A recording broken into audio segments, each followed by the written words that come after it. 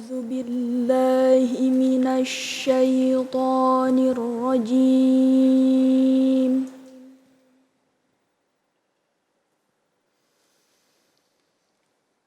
بسم الله الرحمن الرحيم.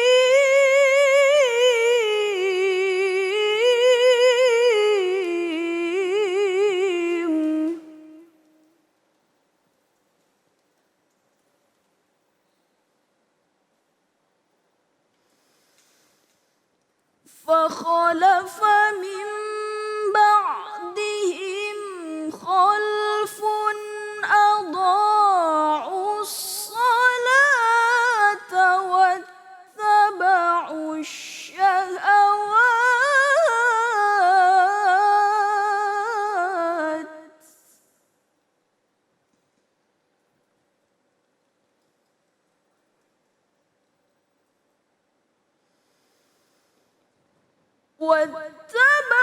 الشهوات فسوف يلقون غيا.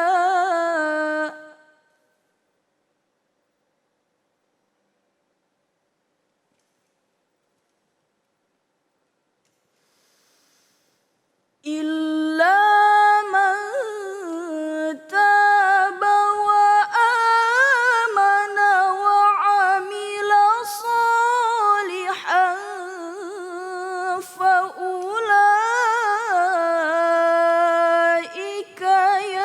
يدخلون الجنة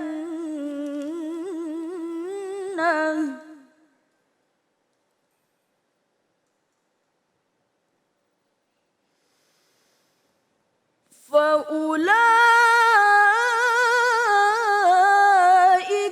يدخلون الجنة ولا يظلمون شيئا. صدق الله العظيم.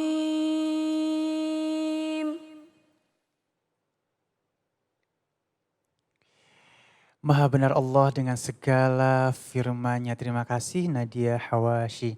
Baik, alhamdulillah kita masuk ke dalam tema kita, sholat kok ditunda-tunda, bersama guru kita Ustadz Solmed. Assalamualaikum guru. Waalaikumsalam warahmatullahi wabarakatuh, Habib Ali. Masya Allah nih kalau ngebahas tentang tema ini nih hampir rata-rata ketampar ya.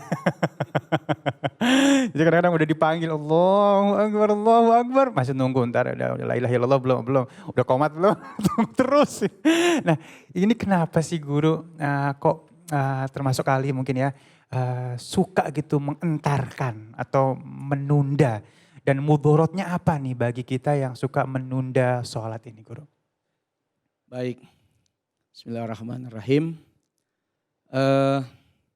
Sholat itu dia menjadi tiang bagi agama. As-sholatu imaduddin. Bagaimana kalau tiangnya tidak ada? Allah karim, merontok semuanya. Mau bangunan semewah apapun, bangunan sebagus dan semahal apapun, tapi kalau tiang tidak ada, kira-kira bakal berdiri nggak itu? Enggak Bang. Tidak akan berdiri. Walaupun Anda punya uang banyak, walaupun Anda punya modal besar untuk membangun rumah mewah, untuk membangun gedung pencakar langit yang begitu luar biasa menjulang, tapi kalau tidak ada tiangnya, maka bangunan itu tidak akan berdiri. Jangankan bangunan yang tinggi dan mewah, gubuk saja. Orang bilang gubuk reot, orang bilang gubuk derita. Biarpun disebut gubuk derita, kalau nggak ada tiangnya, gubuk pun tidak akan berdiri. Bukan begitu ibu-ibu? Benar. Nah inilah sholat. Anda mau banyak amal kayak apa? Mau punya kebaikan seperti apa? Tapi kalau sholatnya berantakan, kalau sholatnya tidak dijaga, kalau sholat yang fardu yang terkhusus ini Anda tidak laksanakan, maka seperti debu amal-amal kita berterbangan, ya, bertebaran, akhirnya menjadi amal yang sia-sia. Awwalu ma yuhasabu indallah as-shalah.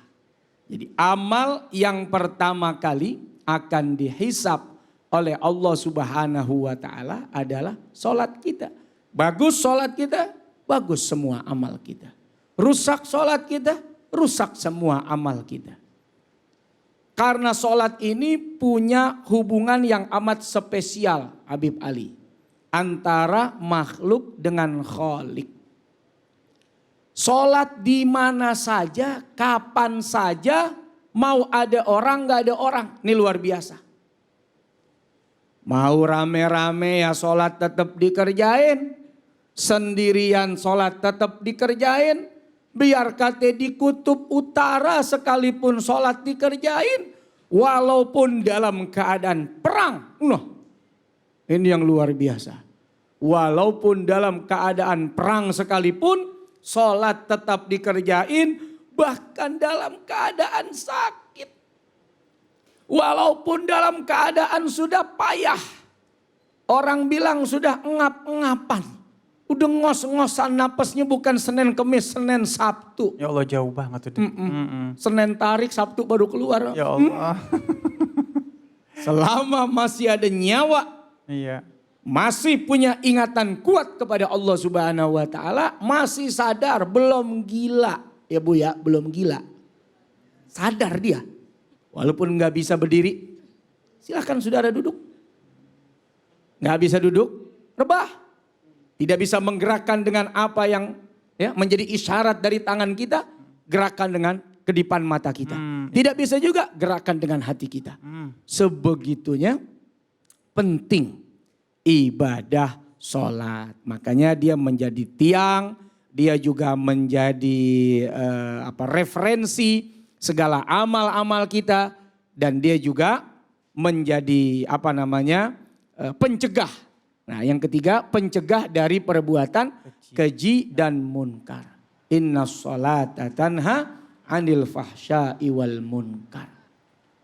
Makanya ibu-ibu, Ya. waduh, pada sehat. Sehat alhamdulillah. Alhamdulillah. Ini 4 bulan suami di rumah aja, Pak? Hah? Gimana? Positif? Ya Allah, positif apa nih Guru? Iya, kelamaan suaminya di rumah. Akhirnya positif semua. Iya, nambah lagi dah. Jadi kalau cari mantu aja, cari yang sholat. Benar. Kalau kita cari mantu yang kagak sholat. Sehingga ada ungkapan, kalau Allah yang maha tahu saja dia tinggalkan. Ya. Iya benar. Allah maha tahu, maha melihat di mana aja kita berada. Jangankan di balik benteng, di dalam tanah yang paling ujung. Allah lihat, Allah tahu, tapi ditinggalkan. Apalagi kamu. Yang tidak tahu apa-apa. Yang pengetahuannya terbatas. Lebih mudah untuk dilupakan. Lebih mudah untuk ditinggalkan. Nih. Anil fahsya'i wal munkar. Menyia-nyiakan keluarga, itu kemungkaran. Jahat kepada anak, itu kemungkaran. Tidak punya adab kepada suami, itu kemungkaran. Zolim kepada istri, itu kemungkaran. Pelit, medit, koret, buntut kasiran, itu juga kemungkaran. Makanya orang kalau sholatnya bagus, hablum minallahnya cakep. Mudah-mudahan hablum minan nasnya juga cakep. Amin. Makanya dalam sholat pertama kali yang kita mulai apa? Takbiratul ihram. Allahu Akbar. Saat itu kita tiadakan segala apapun makhluk yang selama ini baik kepada kita, bahkan teman dekat, sahabat karib, kita tiadakan. Cuman Allah yang maha besar. Allah, sambil kita pasang niat tuh, Akbar. Hablum minallah. Sampai kita baca Fatihah, hablum minallah. Iyyaka na'budu wa iyyaka nasta'in.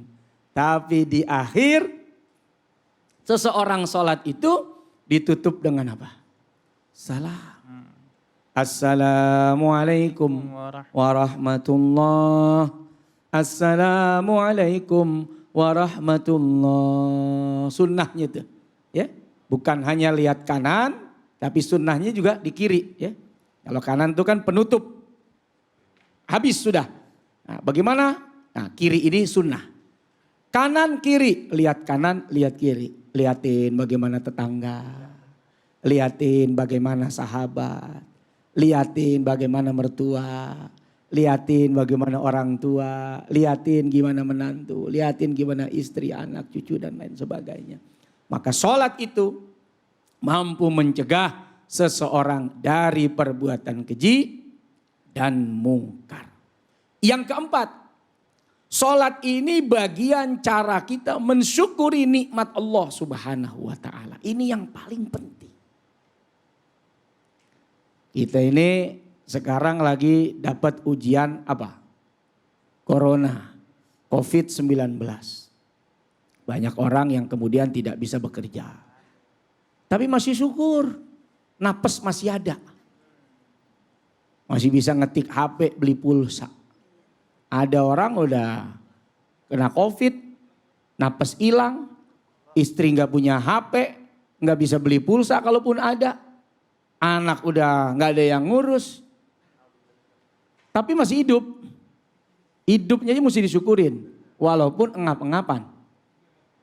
Karena nikmat dari Allah masih punya kesempatan untuk bertaubat, untuk merenung, untuk berzikir. Orang yang sholat, orang yang tahu terima kasih.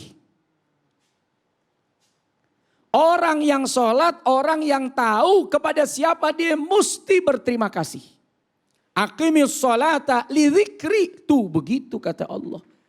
Kau dirikan sholat itu tanda kau ingat kepadaku. Bagaimana sih orang kalau ingat sama tetangga yang baik? Iya. Pasti gak mau nyakitin. Benar. Pasti senantiasa memberikan haknya. Pasti kita akan berusaha menyenangkan hatinya. Tetangga baik sama kita mungkin sebulan sekali, setahun sekali, 6 bulan sekali. Nah Allah ini baik sama kita tiap hari. Tiap detik. Allah baik banget sama kita, baik yang kita sadari, yang kita ketahui maupun yang tidak kita ketahui. Oksigen bisa kita hirup dengan bebas, mungkin kita nggak sadar ini nikmat. Kapan sadarnya nikmat? Kalau udah pakai tabung. Ya Allah, na'udzubillah min zalik, ya Allah. Ginjal ini sehat, mungkin jarang kita syukuri dengan sujud, dengan bersyukur, dengan meminta berdoa kepada Allah. Kapan ginjal ini akan terasa mahal? Kalau sudah cuci darah. Aduh, na'udzubillah min zalik. Itu berasa banget, ibu saya udah cuci darah. Berasa banget mahalnya. Biaya yang keluar. Kalaupun ada duit aja, orang boleh, kalau boleh milih ya gak mau juga lah. Walaupun kita punya duit buat biaya cuci darah jangan juga. Ya jangan. Masya Allah. Allah kasih kita nikmat luar biasa banyak. Kita disuruh sujud, kita disuruh mohon agar kita berterima kasih. Baik. Kalau kepada manusia kan ruku. Biasanya suka nundukin gini. Makasih Pak. Jangan sujud sama manusia, jangan sujud. Manusia bukan Tuhan. Tapi sujud kepada Allah Subhanahu wa ta'ala yang udah kasih kita nikmat begitu luar biasa banyak. Iya, baik. Masya Allah ya, jadi yang namanya sholat jangan sampai sekali-sekali kita tunda-tunda ya. Dan sekarang kita kasih kesempatan ya guru ya, mohon izin sama yang ada di studio nih. Ayo Umi, ada yang punya pertanyaan silakan. Ya silakan. Assalamualaikum warahmatullahi wabarakatuh. Waalaikumsalam warahmatullahi wabarakatuh. Nama saya Ibu Tuti Sugiyarti dari Majelis Taklim Anisa Jonggol. Mau bertanya Pak Ustadz, bagaimana jika kita sedang sholat berjamaah, tetapi kita masih membaca surat pendek, tetapi imam itu sudah ruku. Apa yang harus kita lakukan Ustadz? Terima kasih. Wassalamualaikum warahmatullahi wabarakatuh. Assalamualaikum warahmatullahi wabarakatuh. Silakan guru. Ya. Surat pendek itu maksudnya surat setelah Fatihah. Nah itu hukumnya sunnah. Artinya saudara tidak baca sekalipun tidak mengapa-ngapa. Jadi misal habis Fatihah selesai kita dengarkan imam baca. Kita tidak membaca surat pendek misalnya Kulhu atau An-Nas dan lain sebagainya. Pada prinsipnya tidak mengapa karena itu sunnah. Baik dalam keadaan sendiri maupun dalam keadaan berjamaah. Nah jadi jangan dikejar-kejar juga. Gara-gara kita mau ngabisin surat sunnah, akhirnya orang ruku, imam kita kagak ruku. Iya. Nah, sementara imam ini adalah wajib diikuti segala gerak-geriknya. Ya. Nah, faidha roka'a farka'u, faidha rofa farfa'u. Kalau imam ruku, ruku. Gitu. Jangan dulu ngabisin nih, baru baca sampai di ahad. Ya. Iya. Masih panjang. Nah, jangan begitu, ruku. Iya. Imam bangun, bangun. Gitu. Jangan sampai imam udah sujud, saudara masih ruku aja. Ikutin. Iya. Tapi tidak boleh mendahului imam seperti itu. Baik, terima kasih guru, terima kasih pertanyaannya. Dan Masya Allah pemirsa yang dirahmati Allah Subhanahu Wa Taala, Masya Allah ya banyak ilmu yang sudah kita dapatkan, tinggal kita amalkan. Jangan kemana-mana, kita akan kembali lagi setelah pesan berikut ini. Tetap bersama kami di Cahaya Hati Indonesia.